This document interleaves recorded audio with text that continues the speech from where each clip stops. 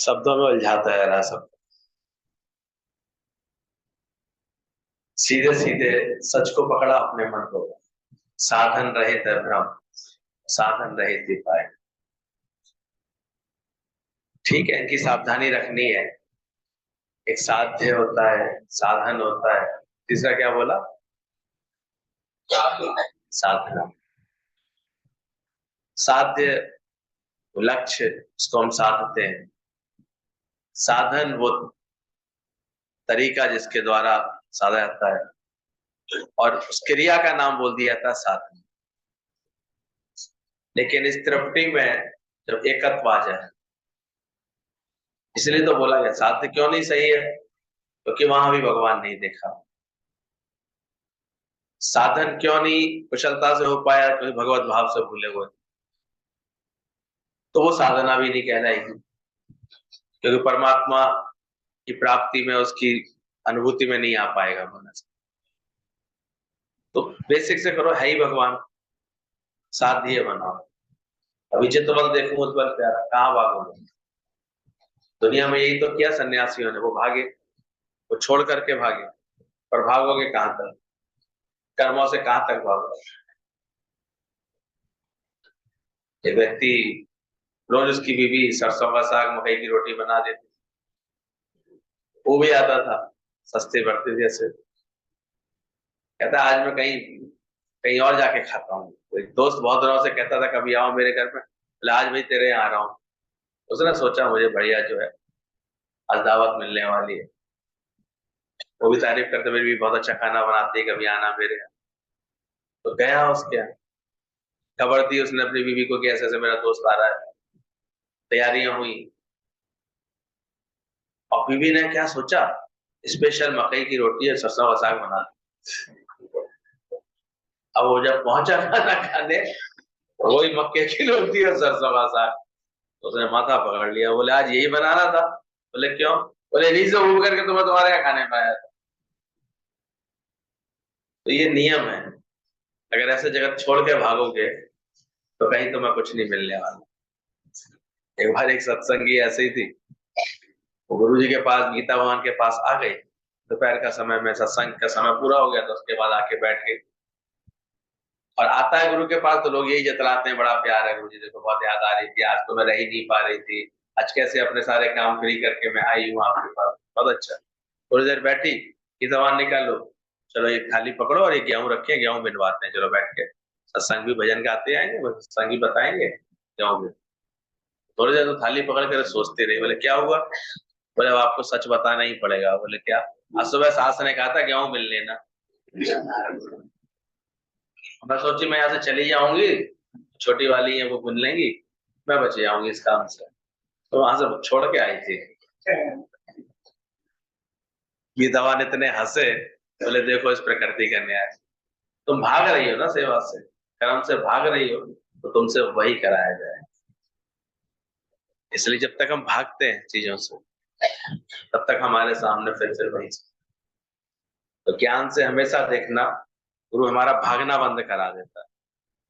बोले स्वर्गों का स्वर्ग तुम्हारे अंदर है। ज्ञान में अगर तकलीफ है तो अज्ञान में कौन सी कम तकलीफ, ऐसा विचार करना चाहिए। कभी कभी मन ही कहता है अरे साधना में बहुत तकलीफ है, ज्ञान के वक्त ये करना पड़ेगा, तो अज्ञान में कोई कम तकलीफ झेल रहे हैं क्या लोग? और जाके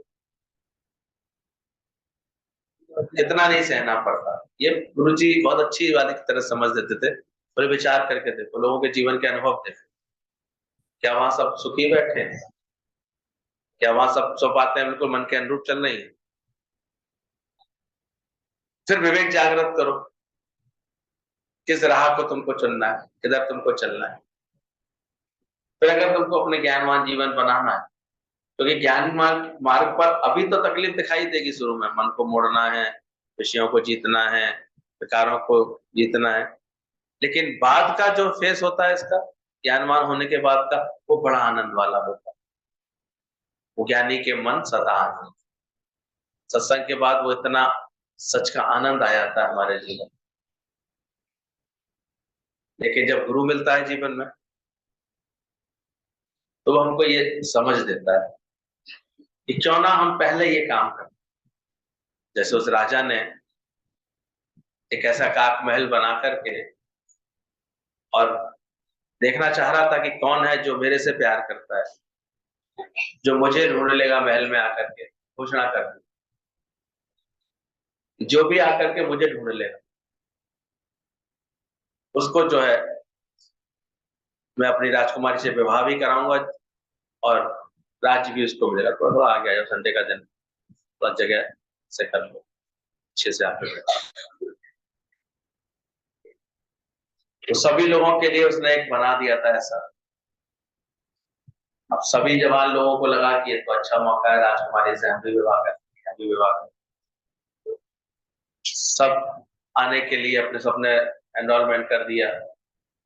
कंपटीशन तो हर जगह आजकल तगड़ा हो जाता है। सब आए वहां पर, आए तो फिर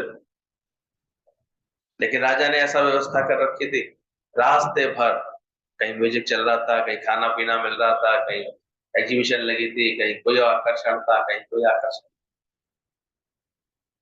3 घंटे का समय दिया था, कोई भी राजा तक नहीं पहुंच पाता, कोई महल तक पहुंच ही नहीं पाता। रास्ते में ही सब अटक करके सारा खत्म हो जाता सारा सब। लेकिन एक था, वो अपने पहले गुरु के पास गया, उसने जाकर के गुरु से सलाह ली, ऐसे ऐसे मुझे राजकुमारी से मिलन करना है, आप गुरुदेव मुझे अपनी युक्ति बताइए, मुझे अपने आशीर्वाद दीजिए। हम गुरु के पास चले आते तो गुरु सही समझ दे देता। उन्होंने बोला कि बस ध्यान रखना, जो लक्ष्य है तुम्हारा उसी की तरफ बढ़ना, साध्य है तुम्हारा उसी के लिए निरंतर प्रयास करना, बीच में अटकना नहीं, कहीं रुकना नहीं। समझ गया उसने गुरु की बात को, गहराई से समझ, और बोले ये ले जाओ डंडा, अगर कहीं अटको तो उससे चेक कर लेना, पहले ढूंढना राजा से मिलना जो लक्ष्य है तुम्हारा। कहते वो राजा राजकुमार निकला और सीधे एक लक्ष्य बना करके पहले किससे मिला, उसने सीधे महल के द्वार पहुंचा और राजा जो ऊपर मंजिल पे बैठा था उसको ढूंढा, राजकुमारी को ढूंढा। अब राजकुमारी जब उसका विवाह हो गया तो क्या सारा राज्य, वो सारी सुख सुविधाएं, सारी जो है मौज थी जो, वो उसको अपने आप सहज प्राप्त नहीं हो गई? पूरा पूरा राज्य ही उसको प्राप्त हो गया, इकलौती राजकुमार। ऐसी अकलमंदी गुरु कहते तुम जरा करना सीख लो।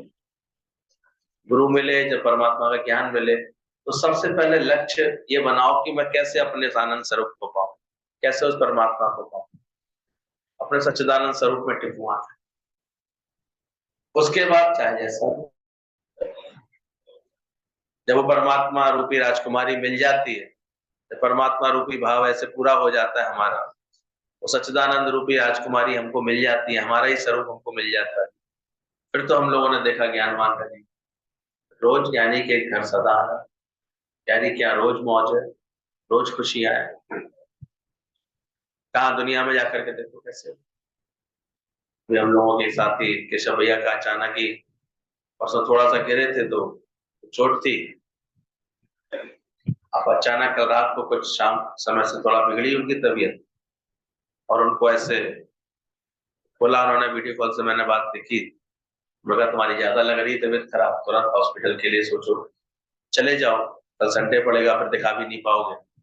रात को 8-9 बजे करीब कुछ प्रेमी लोग मिलकर के, उनके परिवार के लोग मिलकर के उनको ड्रामा सेंटर ले आए। कुछ डेवलपमेंट्स ऐसे हुए थे अचानक उनके साथ, एकदम उनकी नब्ज छूट रही थी, सांस ऐसे उखड़ रही थी, कोई किसी तरह का बीपी भी बहुत हाई चल रहा था। हम लोग भी पहुंच गए थे 11 बजे तक उसे। एक क्षण तो ऐसा भी आया 11 या 12 के बीच में, डॉक्टर ने माइनस कर दिया एकदम से, लेकिन फिर भी डॉक्टर की टीम तेजी से लगी रही, जो भी इतने हार्ट सेविंग के इंजेक्शन दिए जाते हैं वो दिए तुरंत उनको। उनका कोई ऑपरेशन ऐसे इन्होंने 18 साल की उम्र में कराया हुआ था हार्ट का, तो जैसे वो भी खुद भूल गए थे उस चीज को। उसके बाद उन्होंने की ली होगी हार्ट की केयर करते हुए, एक गोली खाते रहते हो, और पिछले कुछ सालों से वो गोली भी छूट गई, फिट समझते थे अपने। उमंग रखते थे, चलते फिरते थे। लेकिन इधर कुछ दिनों से जैसे कमजोरी कमजोरी सी महसूस कर रहे थे। तो हमने देखा कि कब अचानक, अब वो सीन देख करके मुझे लगा मनुष्य है क्या। और सांस अगर पवन का खंभा बीच में नहीं चल रहा है तो क्या बिसात है उसकी। लेकिन फिर भी देखा डॉक्टर्स कितनी तुरंत फुर्ती से उन्होंने एक्शन लिया, तुरंत वेंटिलेटर की मशीन लगाई, तुरंत उसको पंपिंग की, तुरंत उनको इंजेक्शन दिए। 10 मिनट का सीन जो था वो एकदम से, तो एकदम से बात दिखाई दिए कि हाँ लक्षण इसमें अभी प्राण है। उस था दादाजी का आशीर्वाद था उसके ऊपर, अभी मिलके ही आया था माउंट आबू। तब लगा मुझे कि अगर हम उस पर विश्वास रख के चलते हैं, परमात्मा के बन के चलते, तो कैसे करिश्मे होते देखे। डॉक्टर भी खुद हैरान था। और अभी मैं सुबह जब मिलकर आया तो बहुत कुछ रिकवरी रात भर में हो गई। बैठा था तो वो चाय भी पी उसने, ऐसे अंदर से मुस्कुरा रहा था। बोले पता नहीं क्या था वो, अचानक कुछ आया था खेल, मुझे नहीं पता। वे तो लास्ट में 12-1 बजे करीब मैंने उसको दादा जी की फोटो दिखाई थी, बस बोले बस वही याद था। हमें लगता है कि देखो कैसे, कहाँ अंदर का विश्वास कैसे हमारी रक्षा कर रहा होता है, कैसे सहारा दे रहा होता है, कैसे गुरु का प्रेम हमारे हृदय में जो होता है वो हमको हमारे मनोबल बन करके हमारे अंदर चल रहा होता है। बाकी शरीर की क्या होगा, एक नस के हेर फेर से खराब हो सकता है। जो श्वास आ रही है उसे निकालना भूल जाए या फिर से लेना भूल जाए तो है कितनी मौत, कितनी दूर है, कितनी देर लगती है, या कुछ नहीं रहा, कहते रहे आपको पता भी नहीं चलता। देखा भी है बहुतों ने आपको, हमने ही देखा अपने पापा के केस में, देखा दौड़ भी रहे हैं हॉस्पिटल की तरफ, फिर भी कुछ नहीं कर पा। लेकिन जहां परमात्मा को रखना है, शायद उनके वो हार्ट की अब दोबारा सारी टेस्टिंग वगैरह होंगी, कारण है वो समझ में आएगा तो और दवाइयां मिल जाएंगी, फिर से फिट होंगे, फिर से वो खाली कुर्सी पे बैठे दिखाई देंगे, बहुत जल्दी दिखाई देंगे। क्योंकि उसको लगन इतनी है, गुरु के सिवा कुछ और उसको अंदर है ही, भाव इतना अंदर से रहता है। तो हमारी लगन अगर अच्छी होती है, साध्य हमारा सही है, और साधन यही अपनाया है नित्य सत्संग का, सुबह शाम सत्संग की प्यास। हमारी कहने पर अभी शाम को मैंने कहा तुम डबल डबल प्रेशर मत रखा करो शाम का, तो अभी मैं देखता हूँ अगर वो शाम को ऑनलाइन जब भी होगा उसे बैठा मिलेगा, उसे देखता मिलेगा उसको ऐसे। मैंने कहा अंदर की लगन होती है किसी, भाव होता है इसके अंदर से। तो भावना बलवान है, बल में खड़ा भगवान। भगवान कैसे आके रक्षा कर रहा होता है, कैसे आके तो बचा रहा। डॉक्टर खुद सरप्राइज थे,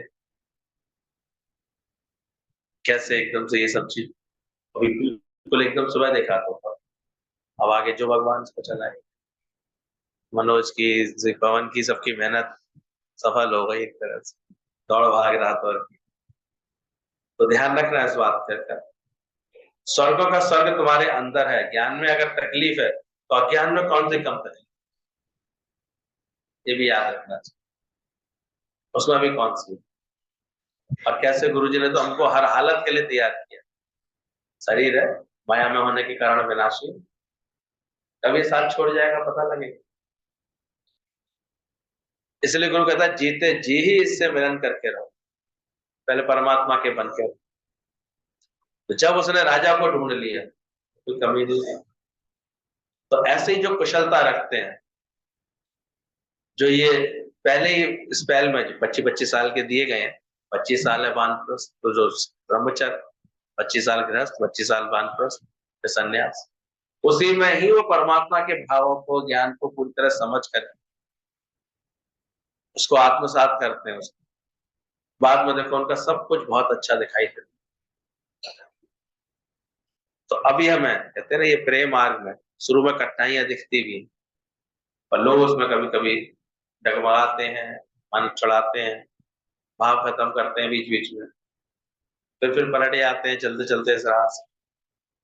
लेकिन जो एक बार इस पर चलती है गुरु का विश्वास करके, गुरु से प्रेम करके, हाथ पकड़ के चलते रहते, उनका देखा गया। बाद में ये जीवन कितना, और जो गुरु की बात समझ करके माया में ऐसे फंसने से इनकार कर देते हैं, माया का उल्लंघन कर देते हैं, या माया को पहचान ही लेते हैं, तो देखो कितनी बातें बच जाती। ज्ञानी के मन सदा आनंद है। तो छोड़ो नहीं कभी भी अपने कर्मों को, दुखों से भागना नहीं, पर जागना जरूर है, पहचानना जरूर है कि इसमें हम कैसे रहें, कैसे चलें। तो हम अपने को झुकने वाला बनाते हैं तो गुलामी कैसी। कभी कभी मन यहाँ भी ये तर्क देता है, इतना नहीं झुक सकते, ये तो गुलामी ऐसी हो गई। जबकि गुरु ने क्या बताया, झुकता वही जिसमें जान हो। ये तो तुम्हारी जानदार होने की पहचान है। जब तुम अगर नम्रता करते हो, झुकते हो, मिट करके चलते हो, तो ये तो सुंदर गुण है जो तुम्हारी प्रकृति में आ जाता है। पर यहाँ भी मन जो है कभी कभी गफलत करता है, कहता है ऐसे कितना झुके हैं, कितना झुके हैं, कैसे सबके आगे झुके हैं, हम ही झुकते चले। फिर सरदार वाली बात कर देता है। पूछा ना सरदार जी हॉस्पिटल में कैसे पहुंचे, बोले गाड़ी चला रहा था। बोले गाड़ी चला रहे थे वो तो ठीक है, पर ये सर पे इतनी चोटें कैसे आई, हॉस्पिटल कैसे पहुंचे। बोले वही तो बता रहा हूँ, गाड़ी चला रहा था, सीधे सीधे जा रहा था। बोले सीधे जा रहे थे, ठीक है। बोले फिर क्या हुआ, मोड़ आया, मैं मुड़ गया। बोले अच्छी बात है, मोड़ आया, मुड़ गए, लेकिन एक्सीडेंट कैसे हुआ। बोले वही तो बता रहा हूँ, पूरी कहानी तो सुनो। बोले सीधे सीधे जा रहा था, मोड़ आया, मुड़ गया। बोले अच्छी बात है, मोड़ आया, मुड़ गए, लेकिन एक्सीडेंट कैसे हुआ ये तो बताओ। बोले वही बता रहा हूँ। बार बार एक ही बात बोले हैं, मोड़ आया मैं मुड़ गया, मोड़ आया मैं मुड़ गया। 3-4 बार बताने के बाद कहते हैं फिर जब मोड़ आया तो मैंने कहा मैं ही मुड़ता रहूं। तो आप सोचो गली में सामने मोड़ है, अब जरा मुड़ना मत, अर्रा के स्कूटर चलाना है, क्या होगा फिर। उन्होंने सरदार वाली बात कर दी, मोड़ आया मैं ही मुड़ता रहूं, तो कहाँ पहुंच गए फिर वो, टकरा के चोटिल होकर के कहाँ पहुंच। तो हम सबके जीवन में भी यही चलता रहता है। शुरू शुरू में तो कभी कोई समझदारी दिखाते हैं, मोड़ आता है मुड़ जाते हैं, झुक जाते हैं, कर लिया, फिर मुड़ते हैं, मुड़ता कर लेते हैं। पर कभी कभी हमारा सरदार जो है, हमारा मन ऐसे कहता है, नहीं मुड़ता, नहीं झुकता रहो, तो वहां हालत क्या होगी। आते हैं ऐसे बाबा भी, ध्यान रख, आएंगे तो सीधे सर चोट है, फिर उसके बाद कुछ नहीं, दिल टूटेंगे, मन टूटेंगे, संबंध टूटेंगे, और क्या होगा। तो ध्यान रखना, हम अपने को झुकने वाला बनाते हैं तो गुलामी कैसी उसमें। पहले तो इस गलत भाव को खत्म करो, जिसको हम गुलामी कहने लगते हैं। इतनी गुलामी नहीं की जा सकती, हम इतने नहीं झुक सकते, इतना नहीं। अरे झुकता वही जिसमें जान हो। अकड़ तो मुर्दे की पहचान है। अकड़ में रहना ये तो एक मुर्दे की पहचान है, अज्ञानी की पहचान हो। तो अपना कार्य कुशलता से करो। फिर बोला अगर तुमको अपनी तारीफ सुननी पसंद आती है तो निश्चित जानना तुम भटक जाओगे, क्योंकि कुछ तो लोग कहेंगे। ये भी विचार करना अंदर से। अगर तुमको तारीफ सुननी पसंद आती है, अब ये देखो इससे तुम बच गए। 3 के बड़े जबरदस्त बोले गए, कामनी कंचन कीर्ति। कीर्ति क्या के ऐसा होगा, तो तारीफ सुनने को मिलती है ना तो बड़ा मजा आता है। और ज्ञान का अभ्यास कराता है, अगर तुमको तारीफ सुननी पसंद आती है तो निश्चित जानना तुम उसमें भटक जाओगे। महाराज से सही मार्ग पे चलो, तो आपस को जो कछु ना जनावे, सोई पंडित फिर जोड़ ना पाओ। ऐसा स्वभाव बनाओ सत्संग समझ कर। अगर कहीं तारीफ मिलती भी है तो रिडायरेक्ट करना सीख। इसकी बदौलत शक्ति ना हो भगवान की, संस्कार ना हो गुरु से मिले हुए, साथ संगत का साथ ना हो, तो कहां से कुछ कर सकेंगे। विचार करो। तो पहले तो दाता गुरु भया, तो हमेशा अपने अंदर देखो कि तारीफ किस क्यों में स्वीकार करना, किस बात की तारीफ सुनना चाहते हैं? कभी तारीफ भी कोई करा करे हमारी, क्यों करे? सुननी पसंद आती है तारीफ? ज्ञान के बाद ये स्वभाव बनता है निंदक नहीं रहा, या तारीफ मिले प्रशंसा मिले उल्टा वहां से मन कतरा है तुम्हारा। अभी अंदर की स्थिति है, ऊपर से भले ही बोल दो तुम, पर अंदर जब प्रशंसा के घूट पी लेते तो अलग बात। पर आपस को जो भला ना कहा हो, और आपस को जो भला कहा हो, ये लोग मुझे भला कहें अच्छा कहें, इसके भलाई निकट नहीं आवे। दादा ने बोला उसकी फिर भलाई निकट नहीं। श्री गुरु के संग रहते हैं तो हमको देखना। कल भी बात चल रही थी कि गुरु से हमको शक्तियां मिलती हैं। गुरु मिलता है हमारे को तो माता पिता से तो स्तन को शक्ति मिलती है, वो उसकी पालना करते हैं, उसकी संभाल करते हैं, खाने पीने का व्यवस्था करते हैं हमारे लिए माँ बाप, तो तन की शक्ति मिलती है। लेकिन तन के अलावा जो इम्पोर्टेंट मन है, हृदय है और मस्तिष्क है, इसको ताकत कहाँ से मिलती है? इसको ताकत हमें अपने सत्संग से, गुरु से मिलती है। ये सारी ताकत है सत्संग रूपी।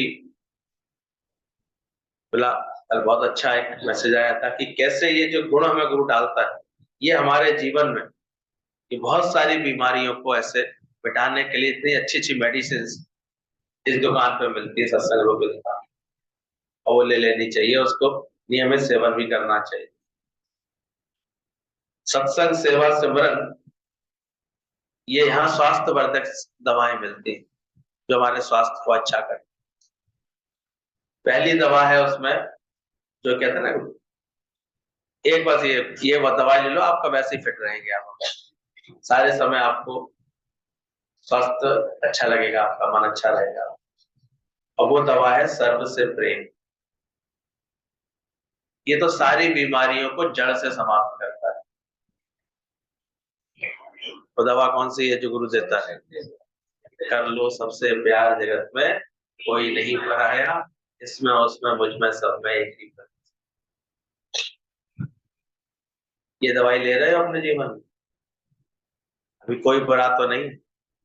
कल मैं देख रहा था अपने व्यवहार से व्यक्ति, नया नए गली के मोहल्ले के, उसके दुकान भी उसका एक ऐसा अड्डा है, अरे कोई आकर्षण की तरह चिपक के खड़ा होता है उसके। इतने लोग रात को तक उसके पास मिलने आ रहे थे, देखने आ रहे थे, क्या हो गया जो भैया को, क्या हो गया, क्या था? एक व्यवहार, प्रेम का व्यवहार, सबके लिए अच्छा भाव, सबके लिए ऐसे हमेशा उदारता वाला भाव, देने का भाव। छोड़ता है क्या कभी व्यक्ति? परमात्मा छोड़ता है? लगता है, लेकिन हमने देख रहे थे दोनों उनके भतीजे जो है कल एकदम से ऐसे खड़े हुए, सभी पर मौके पर खड़े हुए, साथ संगत खड़ी हुई थी, हम भी पीछे रहने वाले नहीं थे, सब कुछ खड़े ही रहे 2-3 घंटे बाद। मैं देखो किसी का भाव होता है, प्रेम होता है तो कैसे खेचता है ना सबको, ये तो नहीं मिलता। और किसी किसी को प्रकृति हाथों हाथ तो संभालती, क्यों संभालती? प्रेम करना होगा। तो सारी बीमारियों को जड़ से समाप्त करने वाला क्या होता है? सर्व से प्रेम। कर लो सबसे प्यार जगत में कोई नहीं। तो मैंने कहा ये शहर में इकलौता सबको टोपियां पहनाता है, इतनी अच्छी वैरायटी क्वालिटी की टोपी रखता है अपने यहाँ, और उसी से लेके जाते हैं, फेमस है। तो सर्व से प्रेम हम करने लगते हैं तो हमारे अंदर की बीमारी, कहीं भी कुंठा आ गई, किसी से विरोध आ गया, किसी बात का शिकायत आ गई, और देखोगे आपसे आपके अंदर बीमारियां बननी शुरू हो जाए। तो सबसे पहले सत्संग से मुझे गुरु दवाई देता है, अगर सर्व से प्रेम हम करते हैं तो सारी बीमारी हमारी जड़ से समाप्त हो जाती है। दूसरा बोला सहनशीलता देता है वो हमारे, ये दवा गुरु देता है हमको। टॉलरेंस पावर, सहन शक्ति अपनी अच्छी करो, ऑब्जर्वेशन पावर भी अच्छा करो, सहन शक्ति भी अच्छी, दोनों, बात को पकड़ना भी, समझना भी बात को, और अंदर से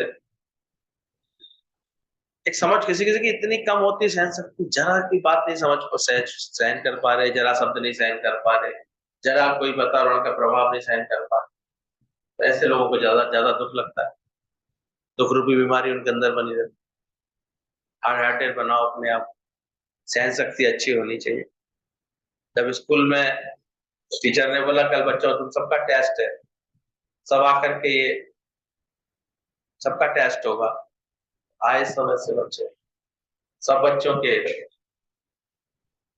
एक एक कटोरे में एक एक उंगली डाल करके उसे मुंह में रखने के लिए बोला। पहले टीचर ने रखी, उंगली डाली, अपने मुख में रखी, सब बच्चों ने वो उंगली डाली, मुख में रखी। बच्चे समझ गए, करेले का रस था उसमें कड़वा एकदम जहर। बोले हमारी सहन शक्ति की परीक्षा हो रही लगता है। सब बच्चे सहन कर गए चुपचाप। कभी कभी तो कोई बात आती है सहन कर जाते, नेक आदमी मुंह कसकसा के सबके सब ऐसे चुप बैठे रहे, किसी ने शिकायत। लेकिन टीचर ने एक बात बोली, बोले आप सब बच्चे एक एग्जाम में पास हो गए और एक एग्जाम में फेल हो गए। बच्चे बोले अभी सर दूसरा एग्जाम हुआ ही क्या है, आपका जो सहन शक्ति वाला पेपर आपने दिया, एग्जाम लिया, हमने सह करके दिखाया। बोले नहीं, दोनों परीक्षाएं एक साथ थी, आप लोग एक में पास हुए एक में फेल हुए। बोले कैसे? बोले आपने देखा उंगली डाली और मुंह में रखी। बोले हाँ हमने रखी और हमने सह लिया कड़वापन उसका।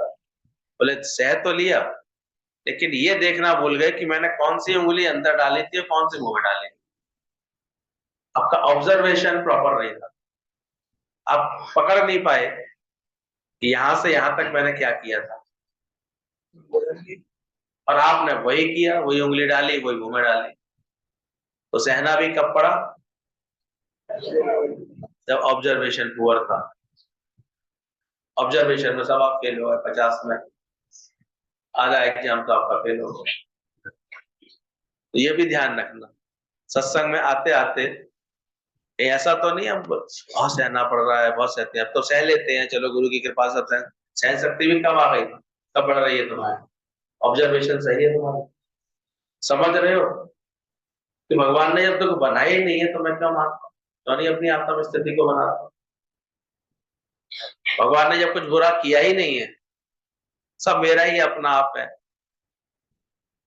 मैं ही क्यों अच्छे और बुरे का भेद करने लगता हूँ, इसलिए बार बार किसी के स्वभाव से दुखी, किसी के स्वभाव से परेशान हो। ये जो ऑब्जर्वेशन गुरु के साथ बैठ के कर लेता है कि कैसे मैं आत्म स्वरूप हूँ, मैं आनंद स्वरूप, मैं मुक्त स्वरूप हूँ, फिर मैं क्यों इतना अटक करके बैठा। तो सही ऑब्जर्वेशन जिसका हो जाता है उसको फिर सहन भी नहीं करना। बाकी इतनी जनरल सहन शक्ति गुरु हमारे धीरे धीरे ऐसी दवा दे देता है, ऐसी ज्ञान की समझ दे देता है। जरा जरा बात पे कंप्लेन करना, जरा जरा बात पर शिकायत बना लेना, अंदर में दुख बना लेना, ये अंदर से स्वभाव को हटाओ। सहन शक्ति, सहनशीलता की दवा ऐसी पिला देता है, तो उससे बचाव हो जाता है हमारे बहुत से दुखों का, बहुत से बीमारियों का। फिर दया देता है गुरु हमारे दिल में, और इससे अपने आप को भी और दूसरे को भी हम स्वस्थ करने लगते हैं। ऐसी दया का भाव देता है, करुणा आती है। इस दुनिया में देखो कोई किसी को किसी से ऐसे प्रयोजन ही नहीं रहता, बंद कर दो इसे।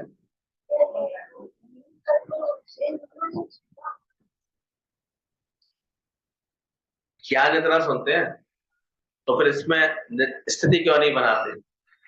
गुरु ने तो पहले ही समय बोला कि तू देह नहीं है, तू आप तो अपने आत्म स्वरूप में क्यों नहीं रहते? फिर माँ बनोगे तो महताबी की तरह जमे, सास बनोगे तो सांप की तरह डसना भी शुरू कर दो, फिर तन जाओगे और पत्नी बन गए तो क्यों बनते हो? बनना ही तो अज्ञान हुआ। इतना आत्मज्ञान सुनाया, उसमें कब टिके? क्यों नहीं ऐसा एहसास करते कि हम भगवान से आए, भगवान पने में रहे, गॉडहुड में रहे, अपने अपने निश्चय में रहे। यही बदलना है, इस समझ को बदल लेना अपने अंदर की। जो अब क्यों सहना पड़ रहा है जगत, क्यों उसमें उलझना पड़ रहा है, क्योंकि तो इस बात को भूले हुए। टीचर को कड़वाहट नहीं लगी ना बिल्कुल, तो टीचर समझा हुआ था, उसे युक्ति आती थी। तुमने भी गुरु से ले ली है, ऑब्जर्वेशन प्रॉपर कर लिए, पकड़ ली बात को, तुम क्यों बने कुछ, सीधे जानो, खेल करके देखो, परमात्मा की खेल चल रहा है, उसकी लीला चल रही है। वो कल किसी को एक्सीडेंट में ऐसे वो चलता देखा, ये रास्ते चलते तो गरीब मेरा तो मन खराब हो, प्रार्थना भूल जाते हैं। शरीर तो सबके माया में होने के कारण विनाश है। भले केयर करता है, यानी प्रेम करता है, समय पर किसी के भाव पूरे भी करता है, लेकिन हम देख रहे थे अंदर कोई लहर थोड़ी आती है। हर बात के लिए तैयार थे उस समय, और आ भी गया था वो क्षण। 10 मिनट के लिए तो ये स्थिति थी कि बस हो गया काम हो गया। वो तो था कोई योग ऐसा, कोई गुरु की कृपा उस पर बरस रही थी। डॉक्टर्स का भी कल मैंने देखा, कितनी समय पर कितना उनको तुरंत तुरंत कार्य करना पड़ता है। 3-4 सारे सेव करने वाले इंजेक्शन तुरंत तुरंत लगाना, उनको ऐसे करना, सीधे आईसीयू उस पर फिट करना एकदम से, इसमें लंग सपोर्ट कर जाए, वेंटिलेटर पे ऑक्सीजन देना, पूरी तरह से ऐसे पंपिंग करना, चेस्ट को पूरी तरह पंपिंग करना। 10 मिनट तो पूरे लगे उसमें, लेकिन अचानक ही वो हिल गया वो ग्राफ, और इसी के चेहरे पर मुस्कुराहट है कि बोले हाँ। लेकिन उसके बाद भी क्रिटिकल थे सुबह तक, अभी भी क्रिटिकल है। वो तो हम लोग यहाँ चर्चा कर रहे हैं, शरीर का क्या पता है, इसका पता है। पर वो चाहे तो बिना सांस के भी रखे, जब वो नहीं चाह रहा है तो अच्छे वाला अभी खा रहे थे, अभी तो मेरे पास लेटे थे, अभी तो बात कर रहे थे, हम चले आते हैं सब, क्या होता है। तो जीवन झूठ और मरण सच, ये ज्ञान भी तो होना चाहिए। ये बात तो सुनकर सबको अरे बच गए, गुरु जी ने बचा लिया बचा लिया बचा लिया। क्या गुरु बचाने के लिए बैठा होता है? गुरु तो इस समझ को देने के लिए बैठा है, मारे राके एक हुआ। गुरु तो ये समझ देने बैठा, बाकी तो अगर है जिंदगी है तो बचेगी, चलेगी वो तो आगे।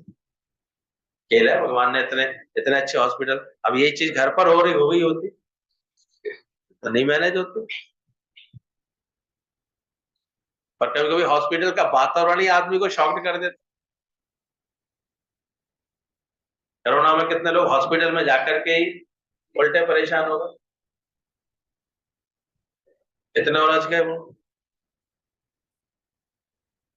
तो ये तो सब उसका हिसाब किताब चल रहा है, कैसे चला रहा है भगवान। इसलिए ज्ञानवान होता, समझदार था, कभी ना किसी की कंप्लेन है उसके दिमाग में, ना कहीं कोई बुरा है, बस अंदर से एक ही बात समझ में आती। डॉक्टर को यादव थे, हमने कहा बस यादव जी एक ही लाइन आ रही है आपके सारे प्रयत्न को देख करके, हे यादव हे सकेत। क्या लाइन है उसकी, क्या है? एक कृष्ण एक कृष्ण हे नाथ राम, वो तो अलग है, पहले गाते थे हम लोग। गोविंद दामोदर माधवेती, हे कृष्ण हे यादव हे सकेती। हमने कहा, वो हंसने लगे, मुस्कुरा रहे थे। मतलब आप भी समझ रहे हैं कि क्या हुआ था और कैसे भगवान ने खेल किया है। तो मैंने उसका देखा कितने सारे उसने बात कर करके तुरंत तुरंत सारी मेडिकेशन जो दे सकता था दिया उसको, था उसका। मैंने कि केशव है तो नाम भी इसका, लीला हो रही। लेकिन हाँ, तैयार रहना, ध्यान रखना। इसलिए अगर इंजेक्शन लगाने का शौक है तो सत्संग का इंजेक्शन रोज लगवा जाओ, ठीक रखना। कौन जाए इंजेक्शन, आज पॉजिटिव की पहले तक कुछ भी हो, पेशेंट मेंटली बहुत पॉजिटिव है, ये सब चीजें तब घटती हैं। और जो पेशेंट मेंटली नर्वस होते हैं, नेगेटिव होते हैं, ऐसे होते हैं, तो डॉक्टर भी कुछ नहीं कर पाता। और जिसकी अपनी, जबकि वो अनकॉन्सियस थे, अब जो गया हुआ है सत्संग जो ज्ञान उनके अंदर, वो उनकी जो पॉजिटिविटी, जो उनकी लगन अंदर में होगी ज्ञान पर, वो कार्य करती है। तो हम इतने अच्छे मनोबल वाले हैं, ज्ञान से तो लोग इतना अच्छा मनोबल बना लेते हैं। कहते हैं, गुरुजी बताते थे कि विनोबा भावे ने तो पैर का ऑपरेशन कराया, कहते हैं मैं गीता पढ़ रहा हूँ तुम इसे ऑपरेट कर दो, मुझे बेहोश करने की जरूरत। ऐसे ही कट लगवा लिया, हड्डी रिपेयर करा ली, फिर से बंद करवा लिए, टाके लगा दिए, बोले आप कर दो। कोई ऐसे ज्ञान से इतना भी अच्छा मनोबल, इतनी अच्छी अपनी सहन शक्ति बनाता है, इतनी अच्छी बात है। एक दवा मिलती करुणा की, गुरु हमारे हृदय में करुणा करता है। तो जो ये घृणा का जो भाव बनता था ना, ये पसंद नहीं है, ये ठीक नहीं है, ये खराब, कर लें सबसे प्यार, जगत में कोई नहीं करा, तो एक करुणा आती है अंदर से, प्रेम बहने लगा हर किसी के। पहले कैसे हार्ड हो जाते थे, लोगों के लिए हार्श हो जाते थे अज्ञान में, बदला लेके ही रहेंगे, टिट फॉर टैट करके ही रहेंगे ऐसे। और अभी करुणा बहती है, करुणा का काजल जैसे लगा के चलते हैं सत्संग, ये दवाई है अंदर। किसी का भी कितना भी हर्ट करने वाला व्यवहार होगा भी ना, तो भी उसको परेशानी नहीं होगी, कोई बात नहीं, इसका मन ठीक नहीं होगा बस, फिर मैं कोई ऐसा प्यार करूंगा ये ठीक हो जाए, ये भाव होता है। कोई बुरा नहीं है भले, तो देखो करुणा वाली दवाई ले लिए गुरु से, एक सद्भाव, ये सबके लिए अच्छा भाव, और ये इलाज कर देती है जो निंदा चुगली की आदतें होती हैं। सत्संग सुनते सुनते जैसे सद्भाव आता है, नहीं तो अज्ञानता में कैसी बीमारी थी, मौका मिलते ही किसी की चर्चा कर लो, किसी की निंदा कर लो, किसी की कोई बात चुगली बता दो, किसी की कोई भेद बता दो, ऐसा इन्हीं बातों में पड़े रहते। ये दवाइयां नहीं अगर मिली है और ऐसी बीमारी अगर अभी भी हो, तो तुरंत ले लेना ये दवाइयां और अपना इलाज कर लेना, सद्भाव बनाना।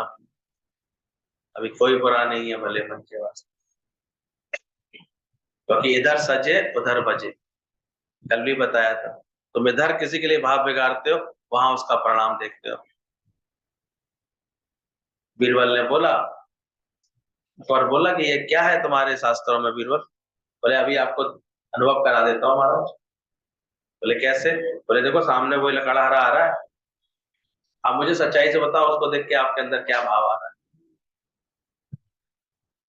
जहां पर आप बोलते हैं इतना बड़ा गट्ठर लेके आ रहा है हमारे जंगल से, वही तो लग रहा है लकड़ी के ऊपर भी टैक्स लगाना पड़ेगा, 10 रुपए किलो तो कम से कम होना चाहिए इनके ऊपर टैक्स।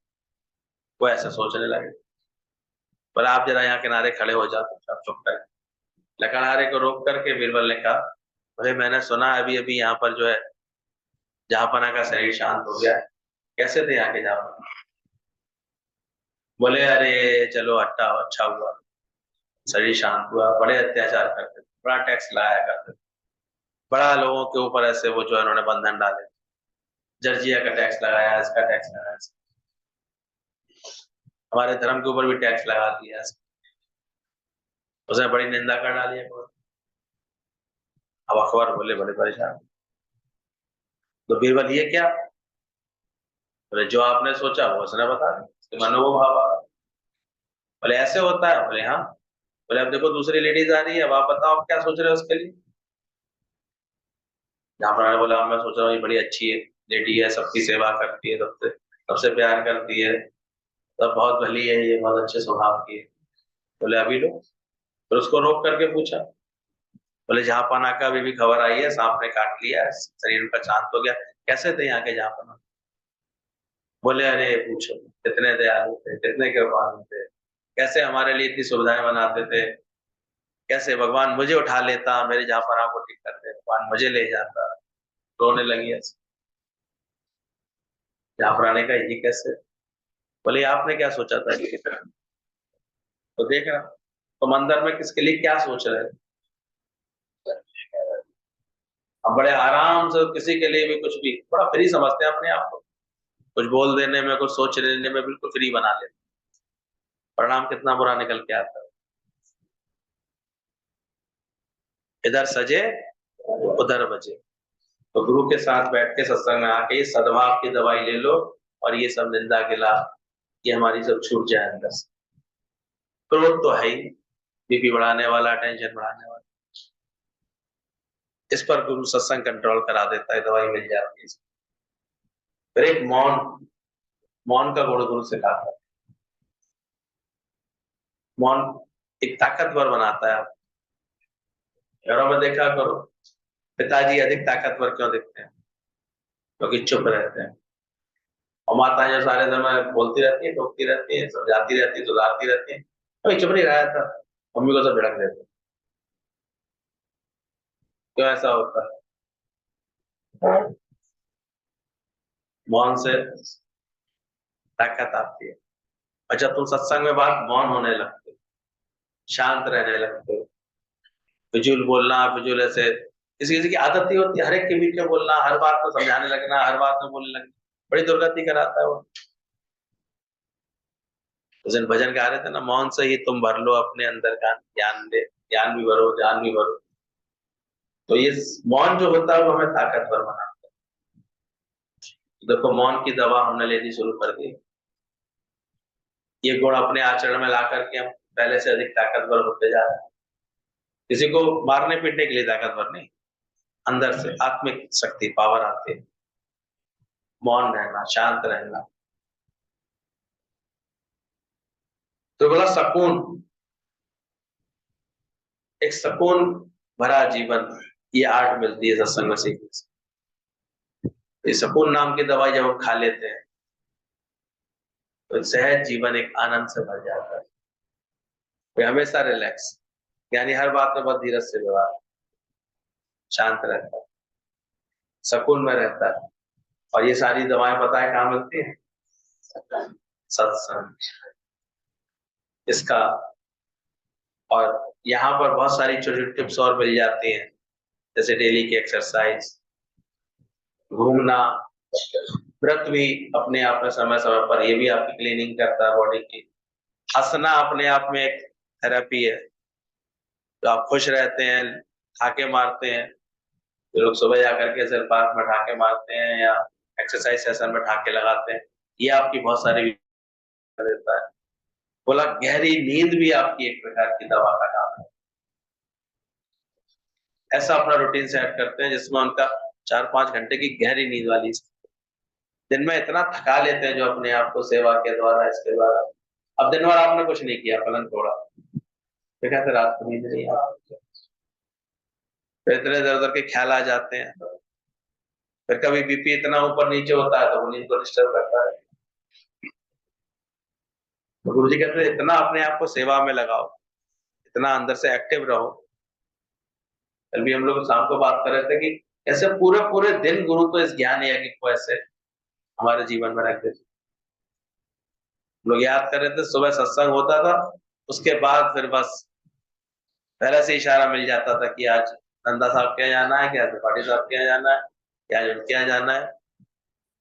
फिर वहां पहुंच जाते थे, और वो लोग भी इतने प्रेम और दया वाले थे, ऐसे गुरु के लिए ऐसे भाव रख के बैठा करते थे। तो सब पहुंच करके वहां सेवा करके खाना पीना बन जाता था, आधे से आधी तैयारी है तो वो करके रखते थे। और फिर सब बैठ करके 12 बजे पहुंच करके प्रसाद लेकर के, खाना पीना लेके, आपस में सत्संग की बातें, कुछ भजन भाव, तो गुरु जी आ जाते थे। फिर मौज होती थी अच्छे से, सब अपने भाव, किसी को बात करनी थी बात करते थे। और फिर 4 बजे का सत्संग शुरू हो जाता था वहां पर, 4 से 6। फिर अच्छे सत्संग करके फिर सब अपने अपने जहाँ जहाँ रेस्ट करना होता था वहां। अभी तक गुरु जी के सामने तक ये सारा अभी भी यही चलता है, वहां पर जो जाके रहते। तो पूरे पूरे दिन गुरु हमको इस रूटीन में, और इसी की वजह से सारा जगत ऐसे घूमता है।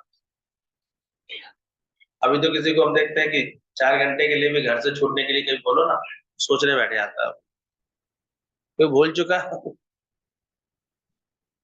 नहीं निकलेगा तो क्या होगा, रस्सी तो फंसाती है। पेड़ को देखो कहीं रख दो तो उसकी जड़ें अपने आप और गहरी पकड़ जाती है, बंध जाती।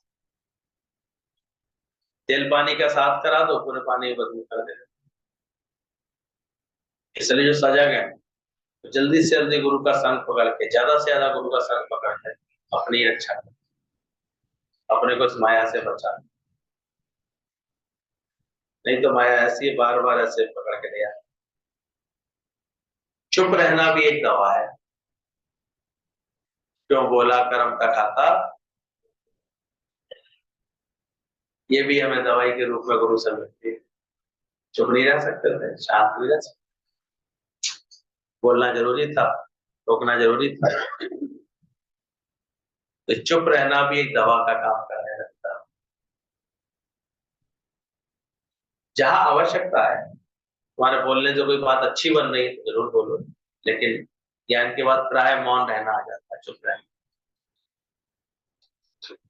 तो चुप रहना ये भी एक हमारे को आर्ट मिल जाती है सीखने की। सहयोग करना, हेल्पिंग एटीट्यूड रखना हमेशा, सहयोगात्मक रवैया रखना हमेशा, ये भी एक दवा का काम करता है। आज क्या होता है सत्संग, सत्संग में ये जब गुण किसी के अंदर आता है तो सबका प्यारा बन जाता है। हर बात में सहयोग रखना, आ जाए जिसको जरूरी है, कभी किसी के संग देने की तो संग देता है, किसी और का सहयोग की जरूरत होती है तो वो देता है। देखो धीरे धीरे सबका प्यारा नहीं होगा। तो देखें हम अपने जीवन में ये शामिल कर रहे हैं, कर लेंगे तो ठीक है, नहीं तो अपने लिए जी तो क्या जी, तो जी दिल जमाने।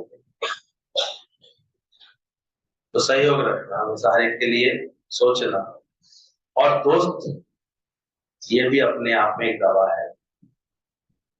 You tell me your company, I will tell you what you are. आपका संग किसके साथ, मैत्री भाव में रहते हो हर एक से हर एक के साथ। कहीं ऐसी स्थिति नहीं बना ली तुमने कि इतने गुण दोषों का चिंतन कर लिया कि अब कोई मित्र नजर नहीं आता, किसी से मन नहीं मिलता, कोई अपना पर अपना है ही नहीं, अपने पन जैसा लगता ही नहीं किसी के साथ।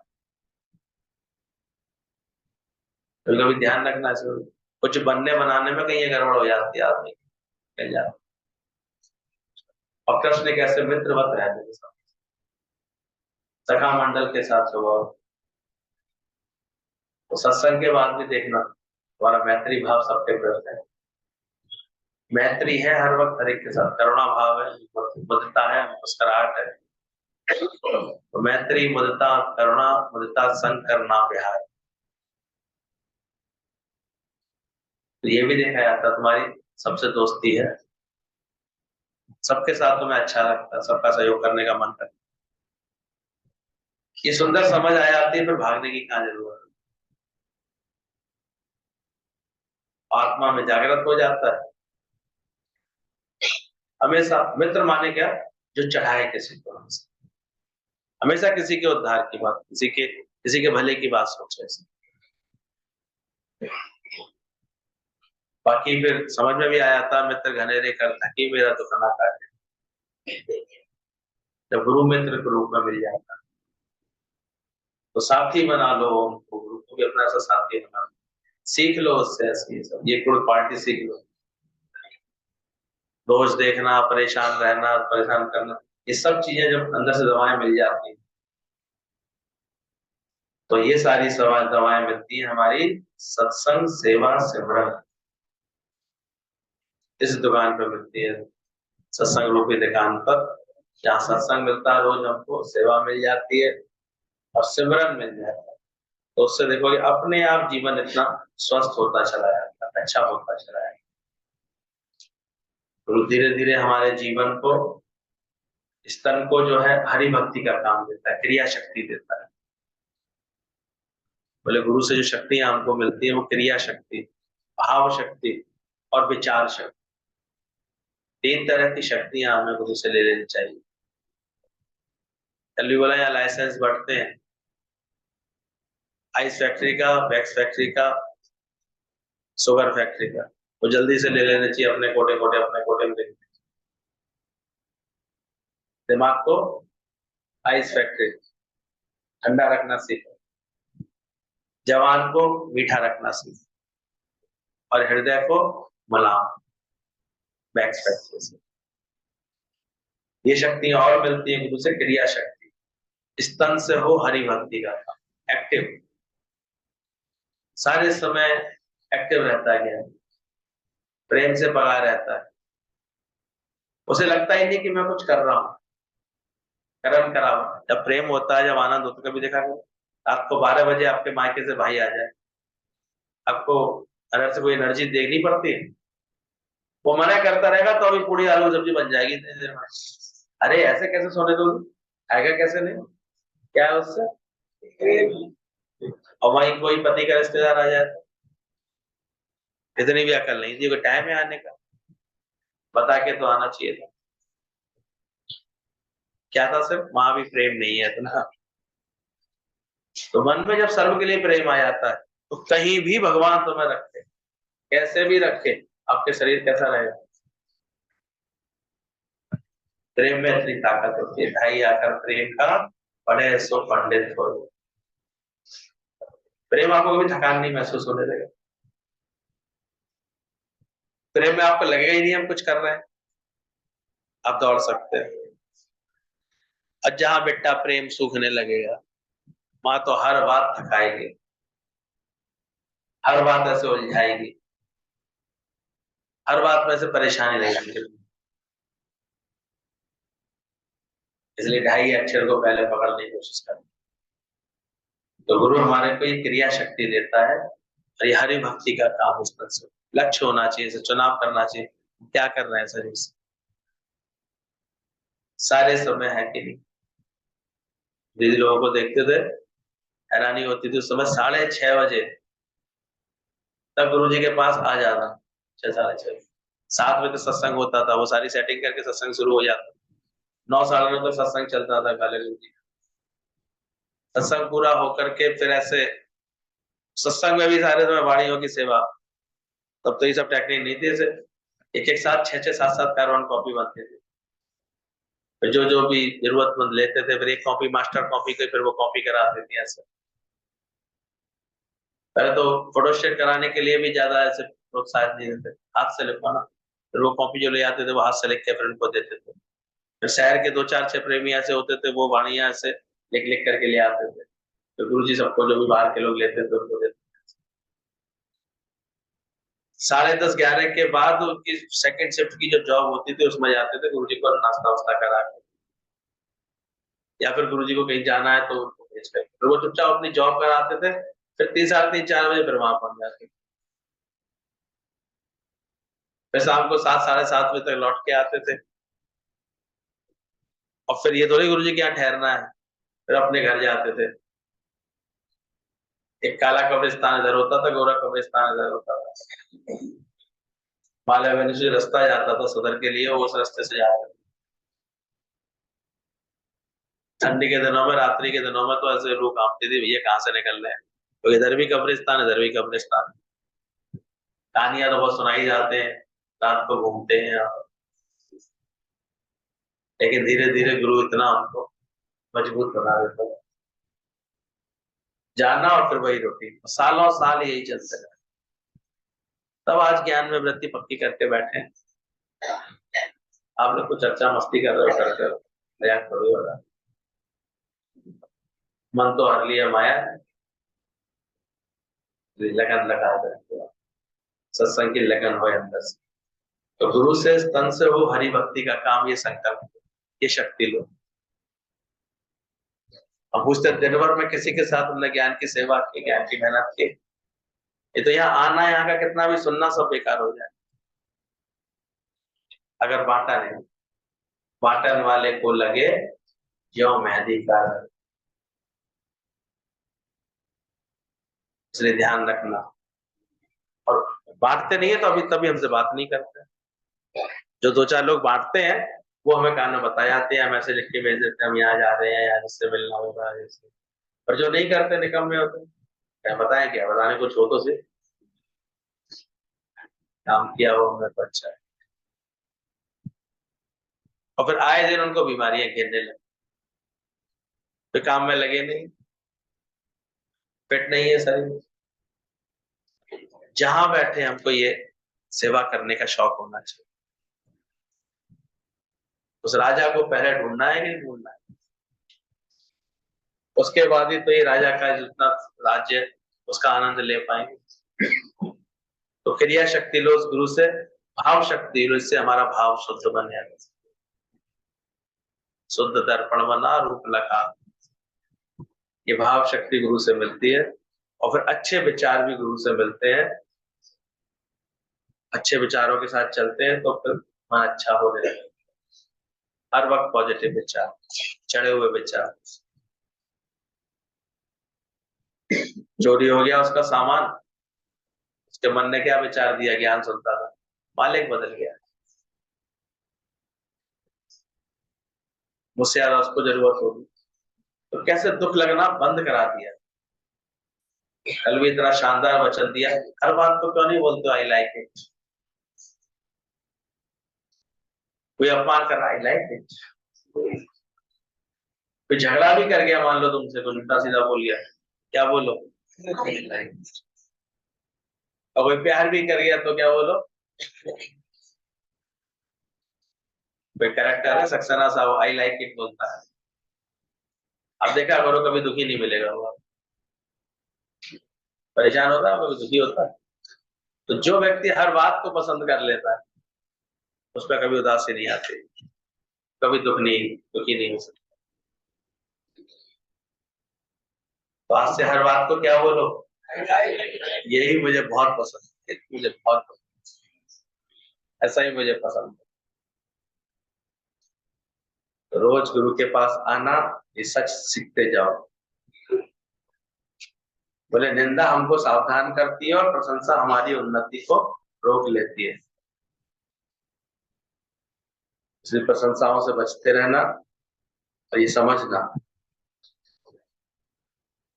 बड़ा वही है जो दूसरों को अच्छा समझ रहा है। आपस को जो भला कहावे, इसके भलाई तो बड़ा कौन है ज्ञान के अनुसार, ध्यान रखना। मैं बड़ी हूँ, सब मुझे बड़ा माने, ऐसी भावना वाले को कभी बड़ा हो सकता, वो तो एक रोग लग गया बेचारे को है, वो भ्रमित है। जो आपस में छूना, एक जगह ऐसे सत्संग चल रहा था, सभी आकर के अपने सत्संग के भाव बता रहे थे। तो यंग बच्चे थे, यंग लोग थे, आ रहे थे, युवा बोलने वाले बड़े उत्साह से बोल रहे थे, वही कह रहे थे। एक बुजुर्ग वहां पर बैठा हुआ, वो भी पुराना संत था, वो शांति से बैठा हुआ बोल रहे थे। सब लोग ऐसे थे, एक संत बोल रहा था, युवा सन्यासी, पूरा लेक्चर दिया उसने 1 घंटे का। बाद में कहता है, आपको मेरी बातें अच्छी लगी, ठीक लगी आपको मेरी बात? बोलने के बाद बगल में आके बैठे, तो वो संत भी बड़ा समझदार था, गुणी था। कहता बेटा मैं तो तेरे बोलने का इंतजार करता हूँ। अरे मैंने अभी अभी तो बोला, तो ध्यान नहीं, मैंने गीता पर कितना अच्छा लेक्चर दिया। बोले वही तो मैं कह रहा हूँ, मैं तो तेरे बोलने का इंतजार कर। बोले आप भूल गए क्या, दिख नहीं पाया था क्या, मैं ही तो बोल रहा था इतनी देर से। बोले बेटा मैं तो तेरे बोलने का इंतजार कर। बोले कहना क्या चाह रहे हो? बोले यही बताना चाह रहा हूँ, अभी तक तो शास्त्र बोले जा रहे थे, मैं तो इंतजार कर रहा था, तेरा भी कुछ अनुभव नहीं। अगर शास्त्र तूने सही पढ़े होते, तो ये जो अहंकार आ रहा है ना तेरे अंदर, ये नहीं आता। तो बोले अपने को बड़ा बनाना, बड़ा समझना, बड़ा जो अपने को अच्छा समझ रहा है वो बड़ा कैसे, और जो दूसरों को अच्छा समझता है, आपस को जो कछु न जाना, ये ऐसे गुण है, बेसिक गुण है, जब सत्संगी के अंदर आते हैं तब समझना वो ज्ञानवान है। तो हमेशा देखना, अनुभव है तुम्हारे पास, ज्ञान है, सत्संग सुना, अनुभव बना अपने जीवन, अनुभव बोले तुम्हारे, प्रेम बोले तुम्हारे जीवन, और प्रेम ऐसा हो कि दूसरा तुम्हें देखकर कैसे हृदय उसका खुशियों से भरे, भाव से भरे। और एक क्या, अनेक। आज गुरुओं की, गुरुजनों के लिए क्या था, आज भी दादाजी कहीं प्रकट हो जाते हैं, सबके हृदय प्रेम में ऐसे भड़कने लगते, ऐसे उछलने लगते। ऐसा भाव होना चाहिए, ऐसा निमाड़ापन होना चाहिए। भूल नहीं पा रहे हैं उनकी वो अदा, कैसे उन्होंने अभी माउंट आबू में प्रकट हुए, जब वो बड़े प्यार से कहते हैं, मीरा कह के आई थी दादाजी आज आप आराम कर। मैं रुक गया था इसके कहने पर। और थोड़ी देर वहां रेस्ट करके मैंने देखा, आराम करने के बाद मुझे वहां राम दिखाई नहीं। फिर मुझे ख्याल आया मेरा राम तो वहां बैठा हुआ है। तो मैंने कहा चल मैं तैयार हो रहा हूँ, मुझे भी ले चल। सब लोग इतने हैरान थे, 90 से इतनी एज पर भी, उस पर भी सत्संग का ऐसा शौक, ऐसा देने का भाव, ऐसा प्रेम देने का भाव। जाती भी तो संगत फिर ऐसे प्रेम में खिंच करके तो जाती, तो हम इतना प्रेम रखते हैं।